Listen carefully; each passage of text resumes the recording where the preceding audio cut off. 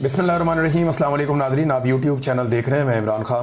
पहले वो ये कह देते थे जी इमरान खान ने इस्टेब्लिशमेंट को ज़्यादा सियासत में घसीट लिया। अब बेचारे ये बहाना भी नहीं लगा सकते।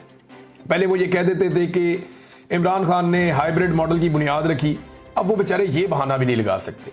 पहले वो ये कह देते थे कि जो सियासत से दूर हो गई थी एस्टेब्लिशमेंट, वो पीटीआई की वजह से अंदर आई। अब वो ये भी नहीं कह सकते, क्योंकि नून लीग ने और पीपल्स पार्टी ने जिस लेवल के जूते पॉलिश कर दिए हैं, उसके बाद उनकी तरफ से अब कोई जस्टिफिकेशन आ ही नहीं सकती।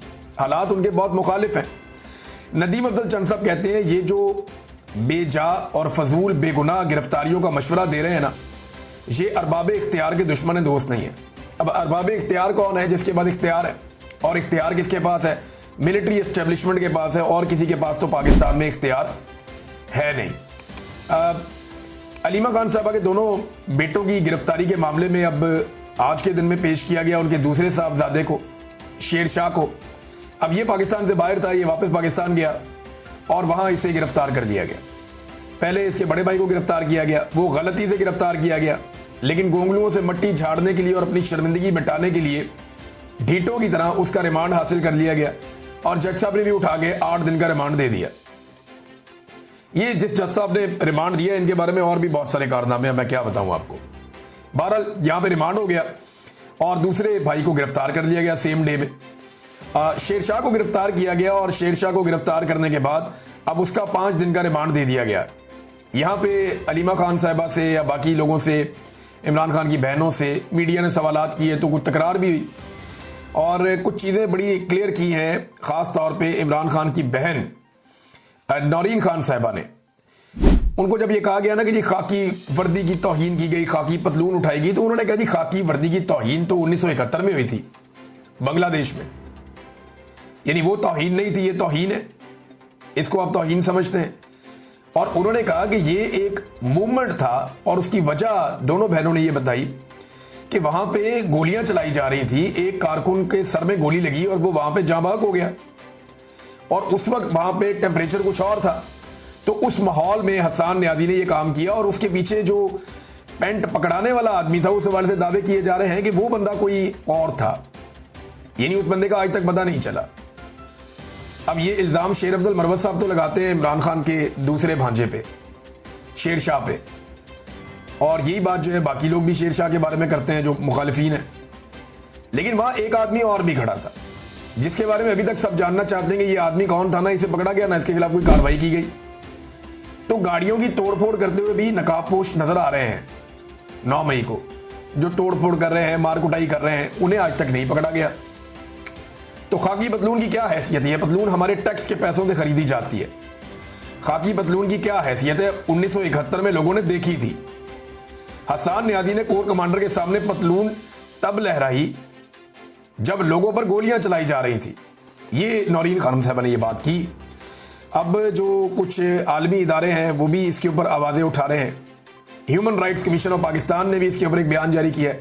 वैसे पाकिस्तान में ह्यूमन राइट्स जैसे नहीं है ना, वैसे ही ह्यूमन राइट्स की तंजीमें भी नहीं है। अब मैं बड़े अफसोस के साथ ये बात करता हूँ कि जो ओहदेदार बिठाए गए हैं ह्यूमन राइट्स की तंजीमों के पाकिस्तान में, या जिन पाकिस्तानियों को ये ओहदे दिए गए हैं, उन्होंने हक अदा नहीं किया। यानी मैं ये देख रहा हूँ कि उनके स्टेक्स जो है ना, वो मौजूदा जो वकला की क़यादत है, जो हुकूमत के साथ शामिल है, उनके साथ भी मिलते हैं और मौजूदा जो हुक्मरान है उनके साथ भी मिलते हैं। तो वो इनके जुल्म और सितम के ऊपर आंखें बंद किए हुए और एस्टेब्लिशमेंट के खिलाफ अपनी पॉलिसी भी उन्होंने नरम कर दी है, सिर्फ पाकिस्तान तहरीक इंसाफ या इमरान खान साहब की मुखालफत में। क्योंकि इमरान खान साहब ने इन लोगों को बहुत पहले पहचान के ये कहा था खूनी लिबरल्स हैं। तो अब वो जो स्टेटमेंट भी देते हैं वो बादल नाखास्ता स्टेटमेंट देते हैं और अमली तौर पे इन्होंने कोई इकदामात नहीं किए। चाहे अरशद शरीफ की शहादत हो, चाहे मुझे जबरी तौर पे लापता किया गया हो, चाहे और बहुत सारे सहाफ़ियों की, शायरों की गिरफ्तारियां हो, चाहे एक्टिविस्ट की गिरफ्तारियां हो और उनकी जबरी गुमशुदगियां हो, तो इन्होंने उस तरह आवाज़ नहीं उठाई जैसे आवाज़ उठाई जानी चाहिए थी। बहरहाल इस मामले की उन्होंने मजम्मत की है कि इमरान खान साहब के 2 नेफ्यूज़ को 9 मई के अंदर जो है वो गिरफ्तार किया गया। ये बड़ी ज़्यादती है और इतने महीनों के बाद, 27 महीनों के बाद दोनों को गिरफ्तार किया गया। तो ये मैंने आपको पहले बताया था कि ये गिरफ्तारियां जो हैं वो सिर्फ और सिर्फ इसलिए हैं कि अलीमा खानम को दबाया जा सके और वो इमरान खान साहब का मौक़िफ़ बाहर देने से रुक जाएं। क्योंकि देखें, बाहर आकर अगर कोई वाहिद इमरान खान का नाम लेने वाली खातून है, इमरान खान का नाम लेकर आसिम मुनीर के नाम का पैगाम देने वाली खातून है, तो वो अलीमा खानम साहिबा। वो साफ बताती हैं कि इमरान खान ने आसिम मुनीर के बारे में ये कहा, ये कहा, ये कहा और ये कहा। तो फील्ड मार्शल को कोई चैलेंज नहीं करता सिवाय अलीमा खानम के। वो बाहर आके साफ बात बताती हैं जो इमरान खान कहते हैं। इमरान खान की पार्टी के लोग अंदर जाते हैं, इमरान खान उन्हें कुछ भी कहते हैं, वो बाहर आकर अपना एक फिल्टर लगाते हैं कि उन्होंने सर्वाइव करना है, जिंदा रहना है। अलीमा खानम जो है वो कश्तियां चला के हर वो बात कर देती हैं। आज तक जितनी भी बात बाहर निकली हाफिज सैयद आसिम मुनीर के बारे में, वो ज्यादातर अलीमा खानम के जरिए से बाहर निकली, इसीलिए उनकी मुलाकातें बंद की गई हैं। मीडिया बोलने के काबिल नहीं है, आपको पता है। मीडिया तो डिस्कस ही नहीं कर पाता, ना एक्सटेंशन डिस्कस कर पाता है, ना कोई और चीज कर पाता है। अब मीडिया मालिकान क्यों नहीं ये चीजें करते? क्योंकि उनको इश्तिहारात मिल रहे हैं, और इश्तिहारात उन्हें इतने ज्यादा मिल रहे हैं कि मीडिया मालिकान को वफाक से इश्तिहारात 3 अरब से बढ़कर 11 अरब कर दिए गए हैं। 3 अरब से जो वफाकी इश्तिहारात हैं वो बढ़ा के 11 अरब तक पहुंचा दिए गए हैं। सूबों से अलग उन्हें बिजनेस मिल रहा है मीडिया मालिकान को। लेकिन इसके बावजूद मीडिया मालिकान ने जो है वो बेशुमार सहाफ़ियों को नौकरियों से निकाल दिया। कई इदारे जो हैं वो तनख्वाहें नहीं दे रहे, कई इदारे जो हैं महंगाई के साथ तनख्वाहें बढ़ा नहीं रहे। तो ये सहाफ़ियों के लिए नहीं हो रहा, मीडिया मालिकान को कंट्रोल कर रहा है इस वक्त पूरा का पूरा हुकूमती स्ट्रक्चर।